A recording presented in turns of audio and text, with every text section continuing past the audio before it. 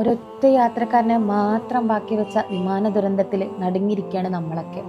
ഒരുപാട് പ്രതീക്ഷകളോടെയും സ്വപ്നങ്ങളോടെയും യാത്ര തിരിച്ചവരാണ്.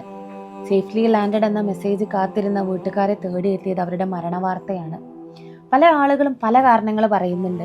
വിമാനത്തിന്റെ എഞ്ചിന്റെ തകരാറെന്ന് തുടങ്ങി പല കാരണങ്ങൾ നിരത്തുന്നുണ്ട്. പക്ഷെ നമ്മൾ മനസ്സിലാക്കേണ്ട ഒരു കാര്യമുണ്ട്. പടച്ചോനെ ഖുറാനിലെ സൂറത്തുൽ മുനാഫിഖൂന്റെ അവസാന വചനങ്ങളിൽ പറയുന്നുണ്ട്, വല യുഅഖിറുല്ലാഹു നഫ്സൻ ഇദാ ജാ അജലുഹ.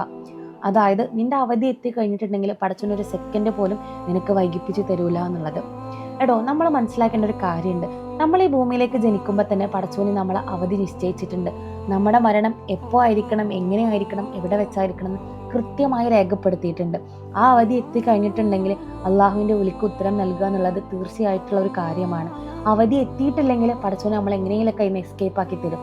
അതിനുള്ള വലിയൊരു തെളിവാണ് നമ്മുടെ മുന്നിലുള്ളത്.